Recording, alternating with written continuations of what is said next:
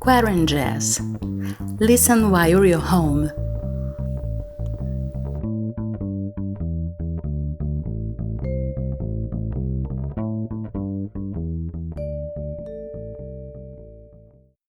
Hello and welcome to the 15th episode of QuaranJazz. I'm Geisa Fernandes from Rio de Janeiro, and I host this weekly update on what jazz musicians from all over the world are doing during social distancing time. QuaranJazz has covered musicians under total lockdown, and now we are also having some testimonials from those who are based in cities where the return to normal, or better saying, the return to the new normal, is starting to happen. What's your situation? Drop me a line and tell me if you'd like to share your stories here in this show. You can use the contact form on my website, geisafernandes.com.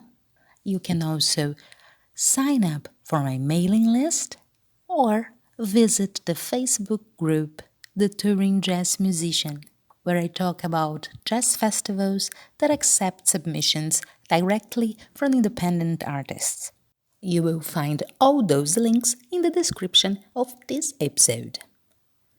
This week's guest comes from the UK, singer and songwriter Andrea Black, a jazz lady with lots of very interesting stories to tell, including being the first jazz signing in a heavy metal/rock label.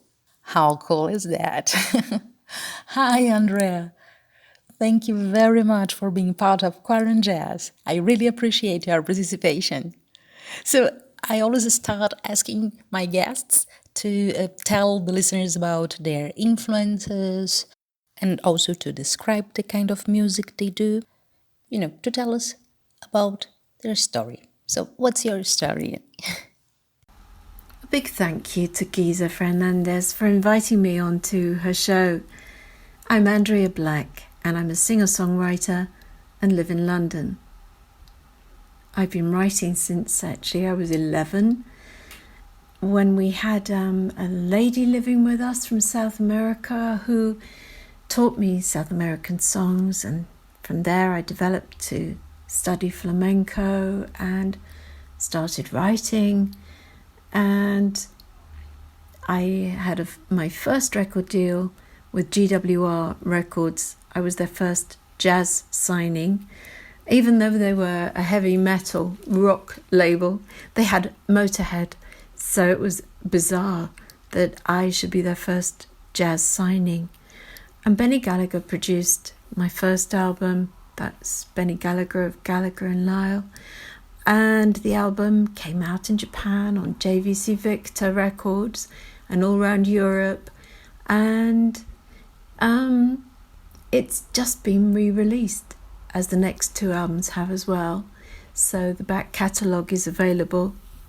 The next album was called Jumping from the Wall.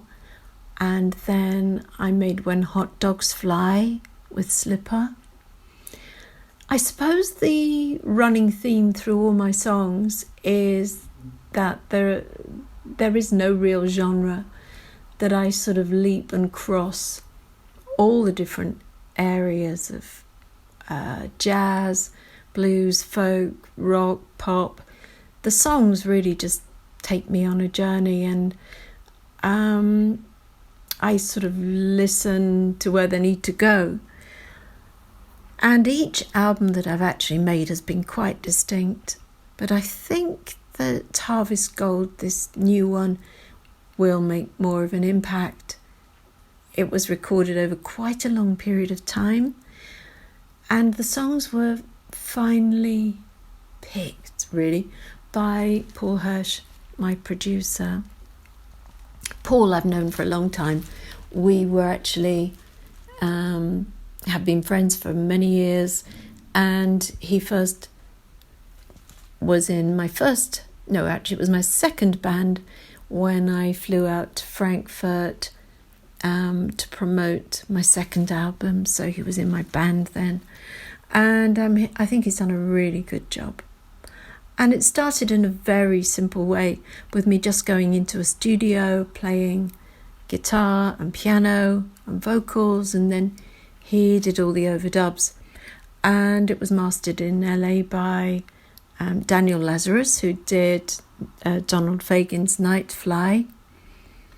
So I've been involved in lots of different musical projects. I worked with Robert Logan. He's an electronic artist. He did the Grace Jones album, Amor Chiba, and I think he mixed and worked on some of the productions for Lana Del Rey. So I'm very good at being given a challenge and working with other people. Oh, that's a very good, useful quality. I like that. And what you've been up to during social distancing time? Are you releasing new material or working on new projects? What are you doing? I live with my daughter in Brentford, which is West London, and we have a chihuahua called Honey. Of course, she's adorable. And my daughter's she's an artist, and she's been playing a lot of guitar recently. So we've been hanging out in different rooms and trying to record and be creative. And I think it's been fine, actually. It's been fine. And of course, as long as everybody's well, that's wonderful. And everything from there is possible. Anything can be achieved. Of course, the other project that I was involved with before lockdown was the one that I've been recording in Luxembourg with Mike Bell. This is our second collaboration. The first one was called Perfume Girl. And this one we haven't actually come up with a title yet. I mean, we don't know which is the song we're going to use as the title for the album, but it's finished. And we were going to be mastering in Belgium in March, and that didn't happen. So we're now waiting. I'm waiting so that I can get on Eurostar and meet him in Belgium, where we're going to master together.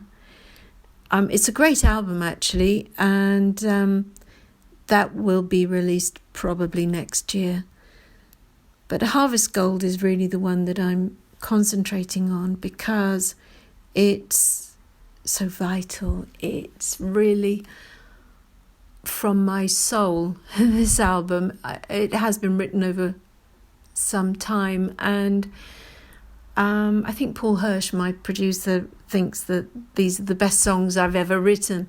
But during lockdown, I think I really have gone into into my deepest place and come up with even I won't say even more powerful, because they're not. Each song is an entity on its own, by itself. They stand up. That sounds a bit big-headed, doesn't it, really?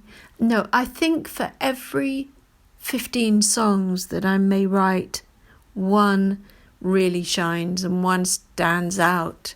And that's the one that says, record me, take me around the world, gig me to all the places that you possibly can. And that was another thing that was going to happen just before lockdown. I have a manager in Ireland, and he was organising a tour for May. We had some dates in April, and they all got cancelled. And even though that was disappointing, I know that will still happen, but later on. And anyway, it's an opportunity for my back catalogue to be noticed and for other radio plays to start to kick in. Maybe this is the way round that it's supposed to be. And it certainly is making the world think, isn't it? We are all taking stock and understanding, or not, what we're doing here on Earth. I've always had a very strong sense of my purpose. So I think even before I could speak, according to my parents, I would go around singing. And it's hardly surprising that the world of creativity was something that attracted me. And I'm also an actress, so I did go to drama school and I did train, and I've done a lot of theatre and film and TV, and so I have the other side. And I think when I'm writing my songs, I do sometimes step into character, so I'm able to do that. Strange Girl is a song that really wrote itself. It just flew out. And it makes sense in a nonsensical way. So it probably is the song that will get through and maybe have the most radio play, even though we chose Tell Me for the video, the first video. I think that the next one will be Strange Girl. I don't know when we're going to be able to record that or film it, but hopefully sometime this summer. Let's hope. Oh yes, I do believe you Europe have great hopes for the summer, which corresponds to our winter here in Brazil. Anyway, I remember that when the COVID crisis was at its peak in Europe, I remember the hashtag Save the Summer. I would dare to say that back then it meant something a little bit different than what we can now expect for the coming months. But anyway, talking about coming months, you have a new album coming out in September. And in the beginning of this episode, I said you had lots of very interesting stories to tell. And you told me there were a bunch of stories related to this album. I would like you to tell us one of those stories, please. I'd like to tell you a bit about one of the songs on the album that's coming out in September, the album Harvest Gold. It's called Jumping Genie Beanie, but it's autobiographical. It really tells the story of how I was signed to a Californian record label that all went wrong. And actually, we never recorded a thing, as one of the lyrics says in the song. I was mentored by the late John Lee Hooker. I knew John for 15 years and he really took me under his wing. And I went out to San Francisco, took my guitar out at someone's birthday party. To cut a story short, I got offered a record deal. And I went out with my baby daughter, who was 17 months old, to record an album, basically up a mountain, which was crazy. It didn't happen, and I ended up at John Lee's house. I had actually opened for Eric Burden at this big festival. And anyway, I stayed with John Lee Hooker and had to get out of this deal, which I did. And Jeannie was the woman that I signed to. John used to call her Jumping Genie Beanie because she did jump about. She wasn't a kangaroo, but she did jump. And there were lots of things about her that I could talk about. And I live in fear that she will hear this song and won't be very happy. But it really is truthful. So it was a crazy time. And I then came back to the UK with my daughter, having got out of the deal. And I was just going to go back out again, got offered another deal to make an album with John Lee Hooker when sadly he passed away. So that album never got made. And Harvest Gold has that song included. So it's very powerful. And maybe you'll get to hear that as well. We shall see at some future time. I know that we all have mentors, hopefully, because I think it's important that somebody recognises, apart from your family, if you're lucky enough to have family members that understand the music and that world of creativity, it really is important to have someone that takes you under their wing and believes in you. But of course, the underlying thing is that you have to really believe in yourself, and you have to believe that you are here for a purpose. And I've always had that strong feeling, as I've said. So, from mentors to the scenario that we're in right now, that hopefully we'll all be able to come through, and the world will be a better place. It's funny, isn't it? Because when last Christmas came, it was all so different, and we could never in a million years believe that everything around the world would shut down and that politics would look so ridiculous around the world. So crazy decisions have been made, and I really do think it's up to all the creative people to shine that reflection on the world, so that we can, in my idealistic Garden of Eden way, live in some future utopia. Okay, you might say that I'm living in cuckoo land, but I do like to think that, the world one day will be a wonderful place for everybody. So, may everybody harvest their gold in their own wonderful way. And what about the track you've selected for us today? What can you say about it?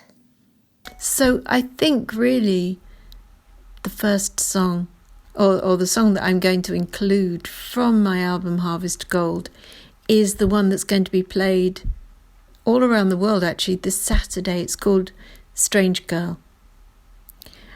And you may think, well, what does come first, the lyrics or the music? It's a question that we're always asked, isn't it, really? And there is no formula. So with that note, I hope you enjoy Strange Girl, or have enjoyed Strange Girl. And so I wrote the song, really, it's on guitar, and it has a sort of a Latin feel to it, especially at the end. It's quite succinct. It's maybe one of the shortest tracks on the album. And yes, it's Strange Girl. The album's Harvest Gold. And it wasn't meant to be Harvest Gold in a materialistic way. It's really in a very spiritual, enlightened way. So I hope everybody at this time is really enjoying as much as they can, as much as you can, I should say, really, your time, and making the most of everything. So thank you ever so much, Giza, for having me on the show today. It's been a real joy to be able to put some thoughts together and let you into my world of music. And I know there's a lot more that I haven't talked about, and I've got a website, andreablack.com, and I'm on Facebook and Twitter and Instagram. And as I say, I'm not brilliant at promoting my music, but from now on I really have to do a little bit more of that. And of course I shall be rehearsing as soon as I can with my drummer and Paul Hirsch. My drummer's called Mike Connolly, and we, before lockdown, had quite a few gigs at the Bull's Head in Barnes, which is quite a well-known jazz venue. And anyway, I look forward to everything, coming alive again in a very positive way, and hoping that everybody stays safe and well and that all good things happen to everybody from now on. So thanks ever so much, Giza, for having me on the show. Take care. Wishing you lots of good health and happiness. Thank you. Thank you for listening today. Well, you take care too, girl. And thank you for your participation. Really, thanks a lot. And one more thing, I was wondering the relationship between music and the drama arts. It's been a frequent issue here, at least among the jazz ladies. It's very interesting how these forms of expression connect somehow. Well, once again, thanks a lot, Andrea. I wish you all the best for the new release in September. Fingers crossed here. And thank you, dear listener, for staying with us. This was QuaranJazz, your weekly update on what's happening in the jazz scenario during social distancing time. Come back to the new normal with us. I'm Geisa Fernandes, singer and songwriter from Rio de Janeiro, Brazil. And if you have interest in learning more about my work or the podcasts that I have, visit my website. The link will be in the description of this episode, geisafernandes.com. You can also sign up for my mailing list, get exclusive content and a direct line to talk to me, or join my Facebook group, The Touring Jazz Musician, where we talk about jazz festivals, especially those with open submission processes. So if you want to learn more about the Jazz Fest scenario, join the discussion. The Touring Jazz Musician on Facebook. QuaranJazz is also a proud participant of the Social Distancing Festival, an amazing action that you should definitely check out. The link will be also in the description of this episode. This is Geisa Fernandes saying goodbye, till next week, and now, ladies and gents, Strange Girl.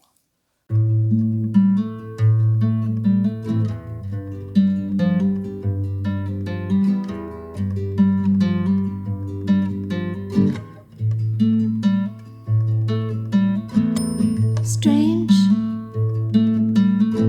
girl, strange girl. One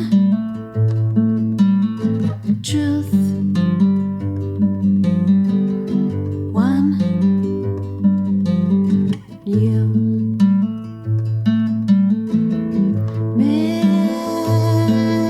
Many questions. Life just improves. When all the day is done, I slide to oblivion. Crawl back through time. There I daydream about the new tomorrow. From the flip side, strange girl, one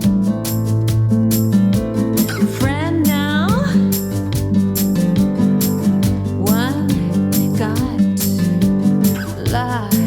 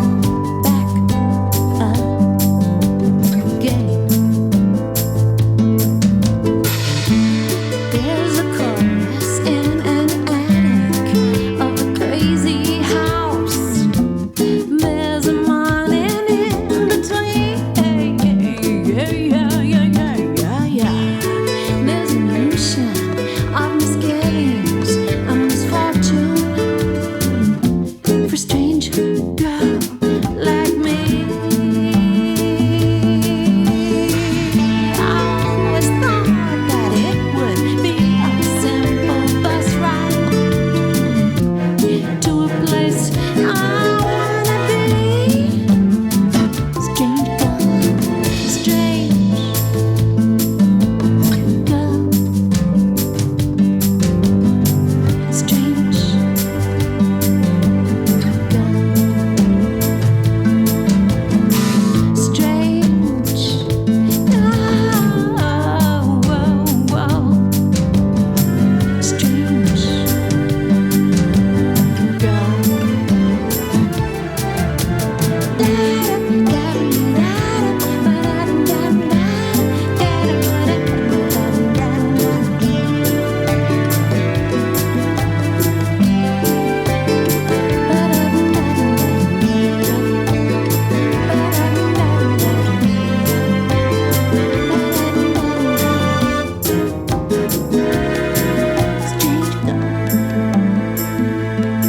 Strange girl,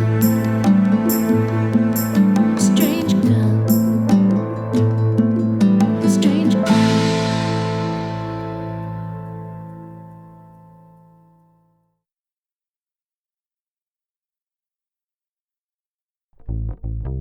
QuaranJazz. Listen while you're home. QuaranJazz, a podcast by Geisa Fernandes.